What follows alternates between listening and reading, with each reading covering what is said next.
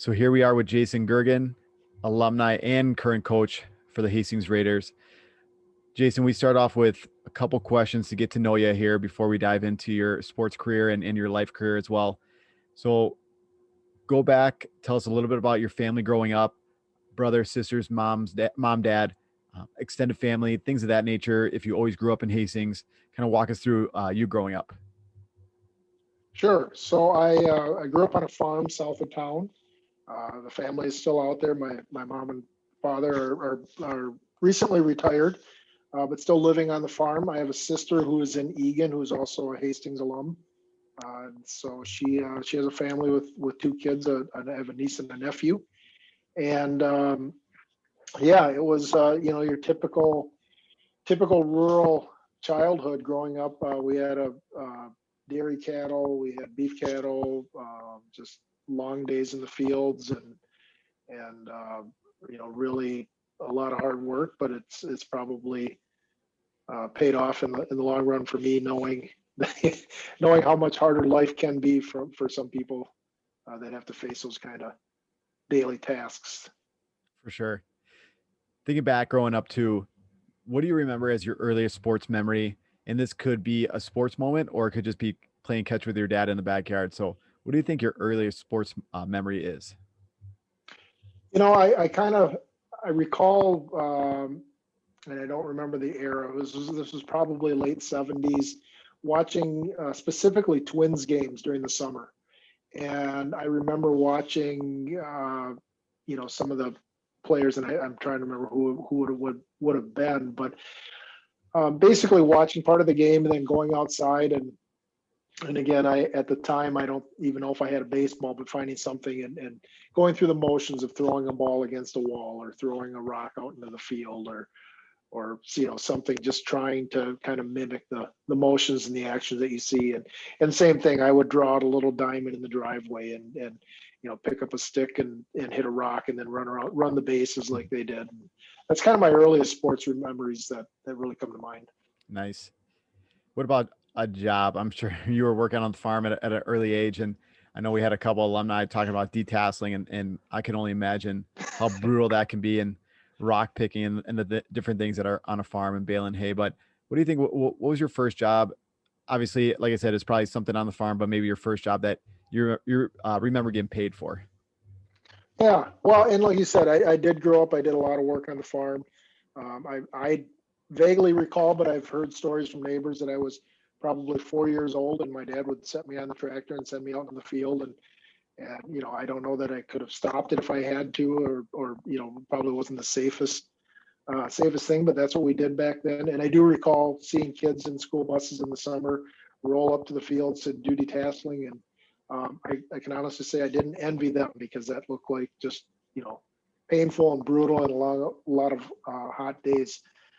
My first probably job off the farm that I remember was Little Oscar's restaurant in Hampton, Minnesota, and I know there's Hastings alum that I've worked with out there, and so my first job there was washing dishes and peeling potatoes and doing all sorts of kitchen stuff back then. Awesome.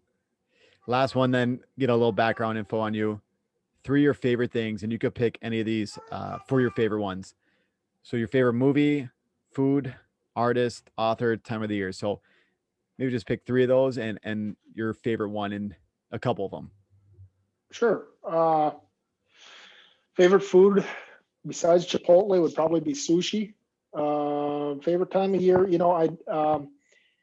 I would have to say, obviously winter ski season would be one of them, but then also those kind of 2 or 3 weeks in the fall when you get the colors just starting to change, the humidity just kind of goes away for the season, but the temperatures are still pretty decent. It's kind of the best time of the year to get out and play some golf and really kind of prepare yourself for winter. Movie, I kind of grew up in the 80s, so there are so many kind of cheesy 80 movies that I remember from back in the day. Caddyshack is probably one that comes to mind. Mm-hmm. It's a movie I can watch over and over and over and still kind of appreciate the cast that were able to pull together for that movie even 30, 40 years later. And I mean, it's still awesome today too, for being 30 years old or so. That's still a classic movie. That's awesome. All right, moving on. So we've talked about, mainly this is a sports podcast too. So we kind of talked about you growing up and your earliest sports memory. Walk us through the sports you played growing up all the way to about sixth grade. Let's stop at sixth grade. So all the sports and how you got into them, and then a little bit of maybe some successes that you had growing up as well. Sure. Little League baseball, again, Vermilion, New Trier, Meesville, everybody, Hampton, everybody had a team or two. That was something that I think, second grade, somewhere in there.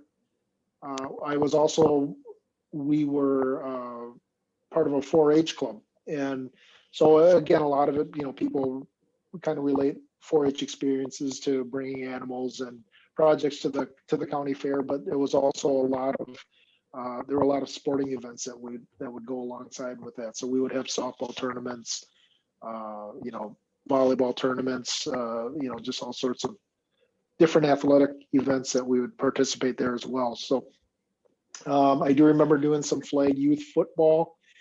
I vaguely remember trying hockey for probably a season or two, but what I recall was being 4 or 5 or 6 years old and getting there and just doing skating drills. And I think I lost interest pretty early on when they weren't giving us sticks and pucks and letting us shoot at the net. And just, I'm like, okay, the skating forward and backward and doing laps just wasn't sort of my thing. So that fell out of favor in a hurry. But, really, I know our Little League team, we did win, whatever the Southern Dakota County Championship one year. I recall that. I recall, having some success there. We won some softball tournaments when I was in 4-H. So, really it was just a lot of the local community sort of sports that just went along with organizations I was a part of. Nice. So then 7th and 8th grade, maybe in that start of middle school, that's when a lot of people get a little more serious about sports. So then walk us through 7th and 8th grade, and then transition a little bit to high school as well. Talk about the sports you played, any successes you had at early level. A lot of times with maybe the sports that you played, alpine, a lot of times we have early success and kids jump on at an early level to the varsity and JV. So walk us through the sports that you started getting more interested in about 7th and 8th grade, and then kind of slowly transition to high school as well. Yeah. So going into middle school, I was, kind of the typical, I went out for football. And again, it was, I think every kid has this vision of being maybe, at least maybe in my case, of being faster or better, more accurate with my throwing than ever. So what, it's kind of, it's a little disheartening when you kind of get set aside when you first get involved and they split the teams up and you're like, okay, you're an offensive lineman. And it just, for some odd reason, I'm like, okay, really? And, so I stuck with it for a while, but I had a knee injury and quite frankly, I was, again, I was getting run over by defensive linemen and just wasn't enjoying it a whole lot. Quite frankly, I'd spent all summer working to buy a season pass for the ski area. And so when I kind of, I dinged my knee pretty good and was having a hard time walking for a couple of weeks, it kind of hit me. It's like, okay, wait, I worked all summer for this. I don't think I want to risk further injury. So that was kind of the end of my football playing career. I also played baseball. We got up to, I think it was, Babe Ruth sort of league time, middle school, 6th grade, so forth. And I enjoyed baseball, but the last summer I played it, I think I went 0 for a million. I think I maybe hit 2 foul balls. Needless to say, I got into middle school and within a week or so was prescribed glasses. So it was, my baseball career, I kind of, again, that came to an end, but that may have continued had I actually been able to see the ball that I was trying to hit. It's like Wild Thing from Major League. Yeah, exactly. Yeah, that probably based off of you. Yep, it was. I was swinging it. I couldn't hit the broadside of a barn because I just couldn't see anything coming at me. And the other thing that happened was I think it was 6th or 7th grade, somewhere in middle school, we took a class field trip to, I think it must have been Afton Alps or somewhere, to go skiing. And so prior to that, and I'd heard from relatives of mine or older classmen that, yeah, when you get to middle school, you take the skiing trip. I'd never been skiing before. So I think it was 5th grade. I made a point, my cousin and I and a few neighbor kids, and we went to Welch and took skiing lessons. And I'm like, I don't want to embarrass myself on that field trip when we go out to go skiing. So I want to at least have a foundation before I get there. And that was kind of how I got introduced to downhill skiing. And it was just, it was instant. I just fell in love with it the first night. It was just, I can't really put my finger on it. I think part of it was just, some of the speed and the adrenaline and just being able to go flying down this hill with 2 sticks on your feet. But that really just kind of sealed the deal for me. Awesome. And then let's start in about 9th grade then, continuing with the alpine and any other sports that you played, and walking through every year, thinking about the success you had as individual and then any team success as well. Yeah. So going into high school, by now I'd skied, it's probably 7th and 8th grade. I was at the ski area just, 4, 5, 6 days a week.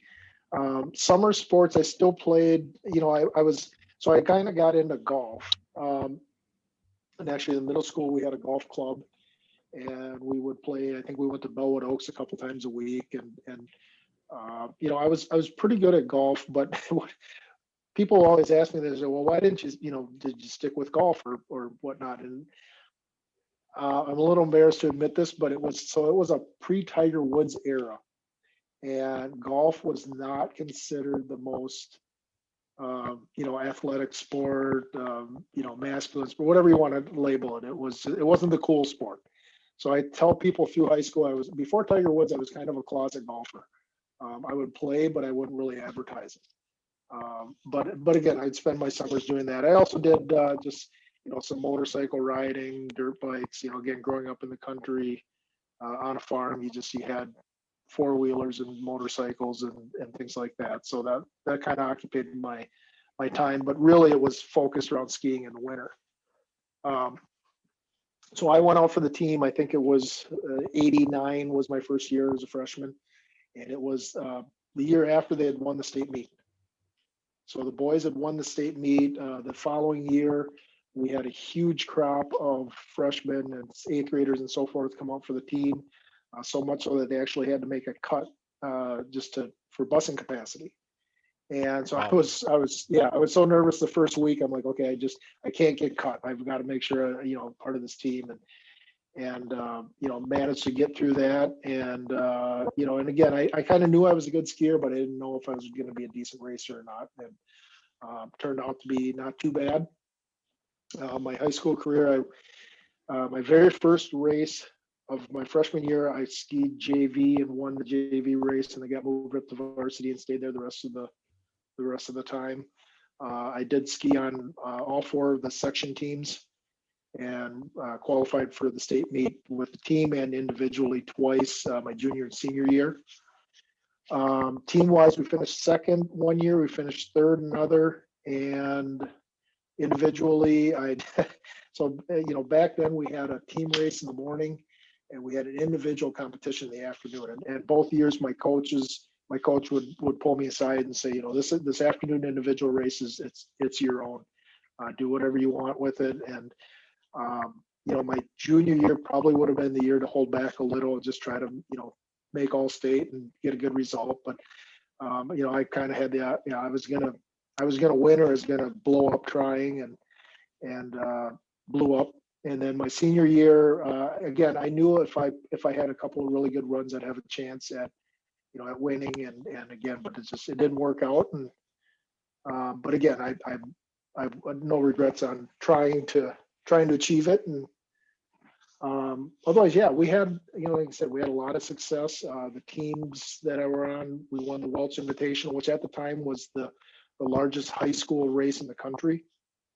There was some 40-some teams and 400 and some racers. So we had some success and really just a lot of fun with, with team members and coaches and a lot of good memories.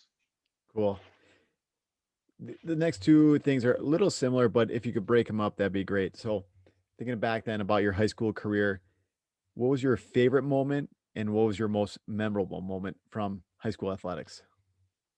Sure. One of one of my most memorable was probably, and I don't recall the year, and hopefully maybe somebody who listens to the podcast will say I remember that.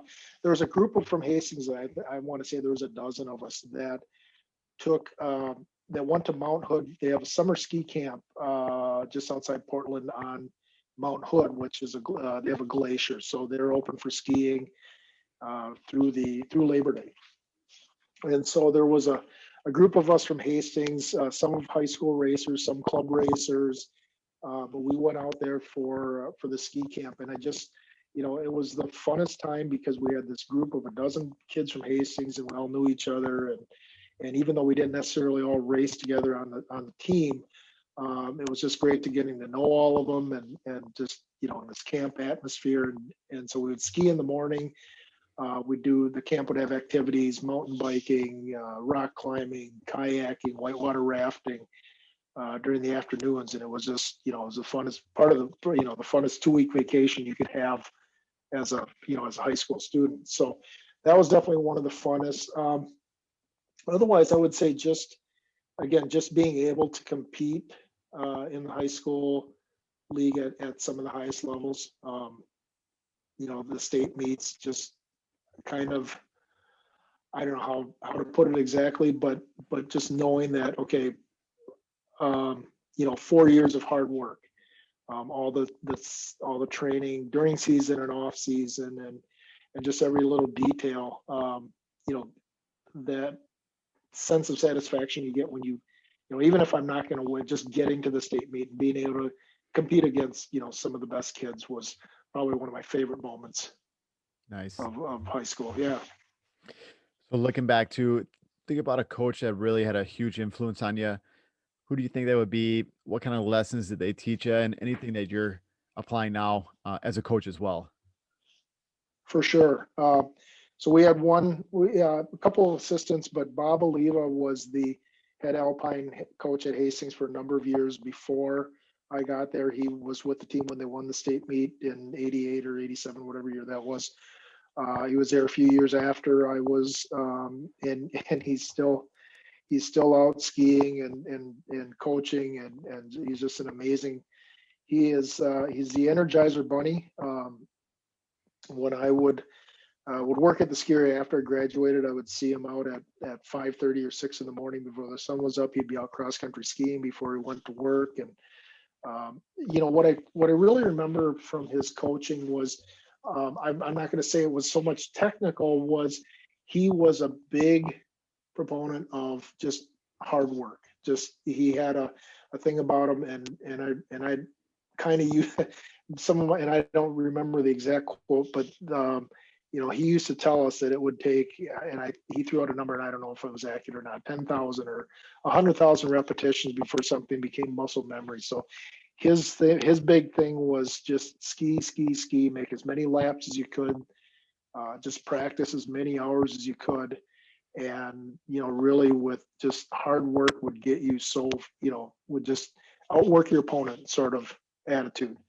Um, and so that is something that I try to incorporate into my coaching nowadays, because it's something that I've seen, in the few years now that I've been back coaching. When you get to the highest levels, when you get to the state meet or the section race, the kids that put in the time, that are skiing, again, not just 3 nights a week at high school practice, but they're skiing on their own, or they're skiing with clubs or whatnot. Because when you get under that pressure, being able to rely on your experience, and being able to just know that, again, you're not thinking about technique, you're just reacting, you're doing what you've trained your body to do. So I kind of, again, Bob it was a work hard kind of guy, and I'm trying to bring that to my program these days. No, that's great. So, we talked a little bit about it. Maybe talk about your current coaching position, how long you've been there, And yeah, that's about it. Yeah, current coaching position, how long you've been there. Yeah. So this is my second year as the head coach at the alpine ski team, which is a boys and girls, where we go 7th through 12th grade. And yeah, I was an assistant 3 years ago. The then head coach Jim Piney had been at it for I think 13 or 14 seasons, and his kids had all gone through the program and graduated. And it was I kind of went the year I was an assistant for him. Again, I took some time away from the sport and kind of got back into it 5 or 6 years ago, and partly because I wanted to teach my niece and nephew. It's the sport in itself is I still have a love for it because um, it's a lifelong activity, and it's something that they can do as a family. And really, even right now, my sister's family, for them, Sunday afternoons they're at the ski area and they're skiing as a family, and it's to me it's such a treat to be able to spend time doing something active like that with again with across generations. So that kind of got me back into it, and again I'm of the so when I kind of checked in to see how the ski team was doing, and I'd known Jim for 20 some years. We used to work at Welch together. Suzanne Liebig was the assistant coach a few years ago when I ran into her, and she was actually her first year as an assistant was a year that I helped out way back in, let's just say it was a while ago. So I was a little surprised to see Suzanne still out there, and she remembered me, and we had a laugh about it. But yeah, so it's my second year. Last year, I kind of wanted to see how the program. I didn't want to make any drastic changes to the program because I just, kind of been an assistant for a year and took over the head coach. And then this year everybody's made drastic changes because of COVID and trying to adjust to that. So it's been a kind of a quick learning curve, but the challenge has been phenomenal. Awesome. You answered it a little bit, but maybe talk a little bit more about why you coach and why you choose to coach at Hastings. And you hit on this one a little bit too. A lot of the character skills that your head coach taught you as an athlete, and you're trying to instill it in your athletes as well. So just go through a little bit about why you coach and why you chose to come back to Hastings, your alma mater, to coach alpine skiing, and then the character traits that you try to hit most as a coach. Yeah, like I said, I kind of ran across Jim and Suzanne out on the hill one night and really had no intentions of coaching, but that we just had a quick conversation on the hill, and that led to another conversation. And I think part of the reason I started coaching was I realized that most of the kids on the team at that time and the younger kids were, so many of their parents were graduates. Our first team event that the parents were at the banquet kind of looked like a class reunion for myself. And so it was kind of exciting to see some of my friends from high school and their kids and having the opportunity to, to coach them was something, something I just couldn't pass up. It's, when Trent asked me when we were first talking about me becoming the head coach, and he kind of, he throws that question at you, why are you here, man? Why do you want to do this? And really for me, it was, I think back to high school. Everybody has different, different memories and different experiences. And for me, skiing was just, my favorite memory of high school. And I think for me, if I can help some of these kids, again, just have some great memories of high school through athletics. And the other thing I think that once I kind of got into coaching that I'm trying to instill with them is there's times even today when I think back, when you get into a pressure situation or an uncomfortable situation, if you can draw on your experiences from the past, whether it was, hey, that time when the team counted on me for, to get down the hill in one piece, or the time I had to, stand up in front of the team and give a speech, or whatever it may be, all those little experiences that you have, through your life, you can count on and draw on through, again, through, now through my middle 40s. And again, I think anything I can help to instill that sort of confidence in kids nowadays is just gives them a leg up over, you know, over their peers. For sure. So, a question that we asked earlier about your favorite memory and the most rewarding thing as an athlete. Think about the same thing as a coach now. So, what do you think has been your favorite memory so far as a coach, and maybe the most rewarding thing so far as a coach? Yeah, so my second year, I would say, I don't, it's kind of one of those, I'm hoping that I'm at this for a while, and I'm hoping I guess, what will become hopefully my favorite memory is seeing somebody who an alumni maybe in 10 years from now will find me out on the hill, and just be able to share a story that something we did as a team, again, just help them succeed even a little bit at something, whether it's confidence or whether it's work ethic, or again, just being a part of the team, and kind of learning how to be part of a team. That would be so I hate to say it, but hopefully I haven't experienced my favorite memory. One thing that's been rewarding though is, again, just seeing kids make progress. And so, and whatever their goal is or whatever they're trying to achieve, just seeing their faces when they have an aha moment, or maybe it's even, it's a culmination where they start the season at one point, and somewhere in the middle of the season, it kind of hits them that, hey, I've mastered this, or I've gotten faster at this. And just seeing, again, the belief that they have that, okay, if I work hard, if I put my mind to it, that I can achieve these things.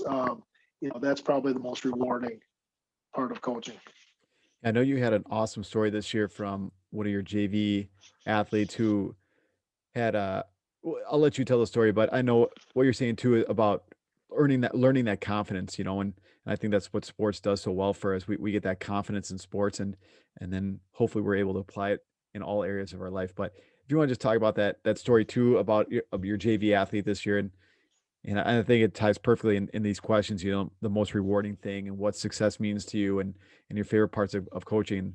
This story is just one of those things that kind of culminates all those together. Yeah, so in alpine, it's kind of, we're a unique sport that, I guess it's when you get to a high school level or even middle school level, it's something where I don't think, if you've never played football, or if you have no idea, you probably don't go out for baseball. If you've never played baseball, you probably don't try to start at a middle school level or high school level. With alpine, really for us, it's if you can get on skis and can get down the hill, but have never raced before, we accept you, and we want you to come out and give it a try. Um, there have been instances where kids just, maybe their route for the first year is to go and take, some lessons and so forth.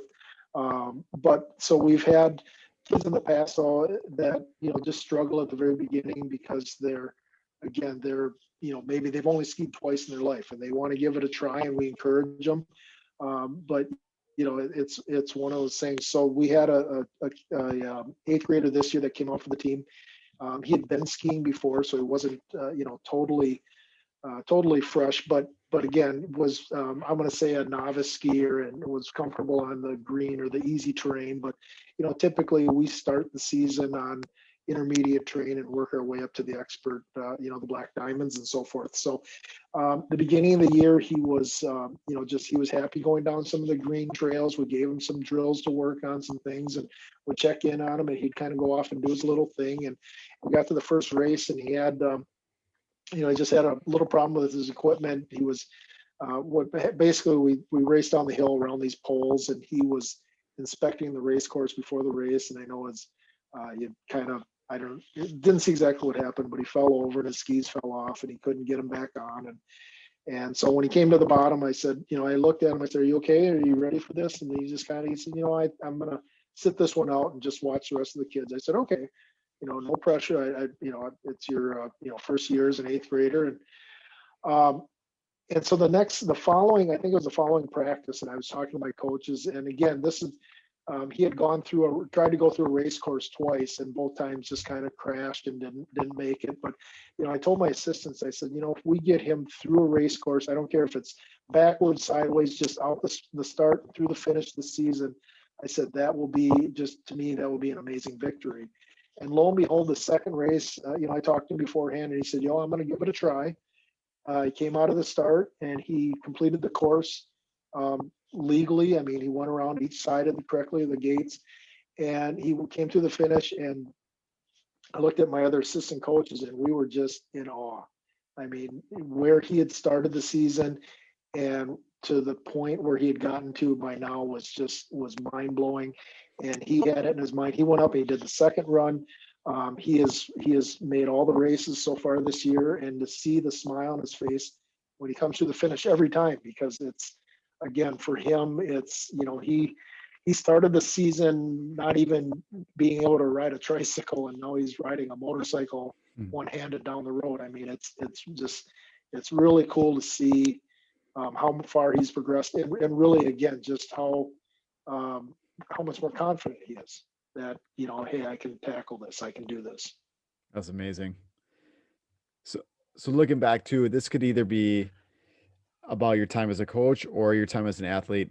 Any particular, you talked about the Welch meet as well. That was always a big one too. So any event or a certain opponent as an athlete or as a coach that really brought the best out of you that you always look forward to competing against, and it was something that you marked on your calendar every single year?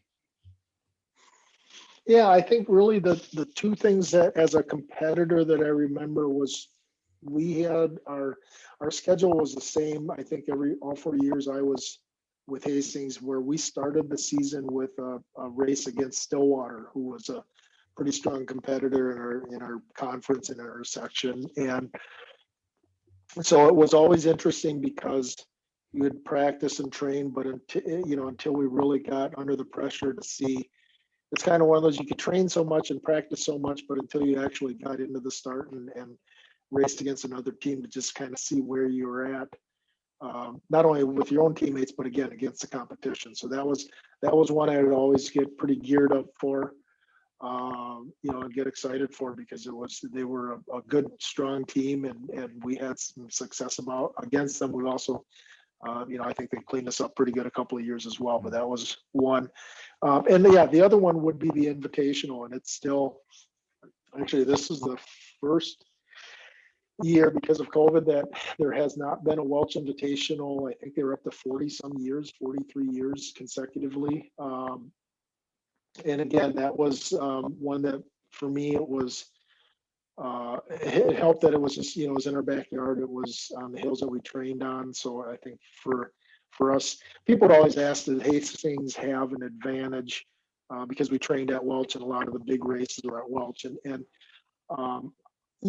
maybe to an extent because we were familiar with the train, but I think more than anything, it was just familiar for us. We could sleep in our own bed. We didn't have to travel and stay in a hotel, and I could kind of sleep in and still get down there. And teams from St. Cloud or Alexandria were driving 3 hours to get there for races, so that was probably a bit of an advantage. But no, really, just like I said, the size and scope of this race. I mean, 400, 500 kids, and it was the state fair of ski races, and again, to win it my senior year was and not just myself, but then I believe the boys won the meet. The girls also finished very high, and then they have a combined sort of team aspect to it, combining both the boys and girls. And I know we won that one year, and that was, again, I mean, it was the single biggest race in high school skiing in the country. So it was a pretty good feather in the cap of Hastings.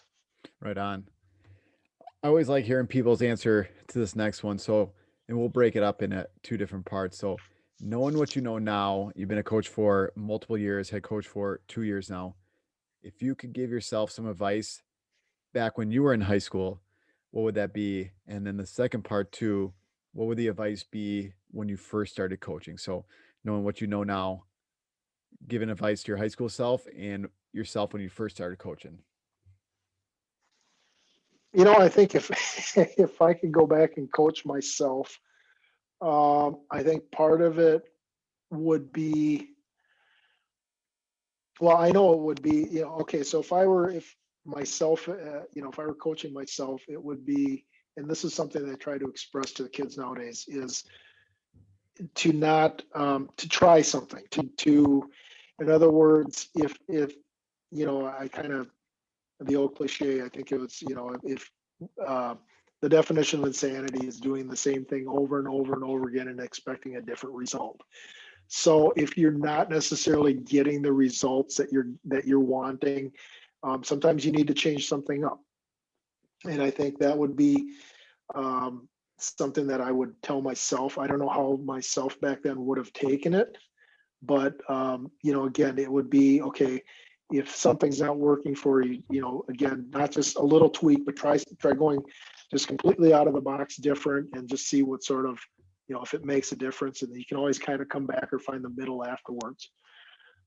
So that's kind of the coaching advice I'd give to myself as an athlete back then. Um, Coaching wise, and again, this is something that I constantly work on, probably day in and day out, is just it kind of along those lines. If, you know, as coaches, we see something, we see the kids doing something. There's something that we see that they could be doing different, and really, it's finding a way to communicate to them what, putting into words what we see and what we're looking for, and so that the kids, um, you know, whether it's technical or tactical or whatever it is, um, and every kid hears things differently. I mean, we talk about that communication and how we may say something, but the other kid, the person on the other end is hearing, that Charlie Brown wah wah wah wah wah. So it's I think the advice I'd give to myself, coaching, and again, even when I coached back in the mid '90s, would be just constantly work on trying to, again, everybody's going to communicate a little bit different, but just try to reach that level where ask a lot of questions, get feedback from your athletes that, does this make sense? Is there a different way we can talk about this? So again, it's easy. I'm sure a lot of coaches, the kids kind of nod and like, okay, I get it, but it's kind of, do you really get it, or how can we explain it better, sort of thing. Great. Last two questions for you, Jason. They're a little similar, but different takes on them as well. So, if you could give parents or coaches two pieces of advice from your perspective, your experiences, what would they be and why? Parents, I would say, really just, I would say, as much as you can, get involved. Ask your kids, explain to your kids, and even for parents, and if there's any alpine parents out there, feel free to email your coaches. Just information, ask questions. But yeah, kind of, for some, and I'd say this carefully. I want to be careful how I would say this, because you do have parents who are maybe too involved, and they, why did you run this play, and why is this? But at the same time, it's nice to see parents that are involved, that understand what the kids are doing, what their goal is, and kind of what they can do to help. Whether it's, again, just making sure their equipment is, it doesn't have to be the newest, latest, greatest, and and so forth, but just making sure that they're, because alpine skiing is one of those, the equipment, A, it's not cheap, and B, it's very specialized. So taking the time to understand how, the equipment affects the kids, and what they can do to make sure it's in the, best operating shape. And then, so really, I would say, yeah, get involved. And then from, let's see, advice to coaching, really, to me, it's that communication part of it.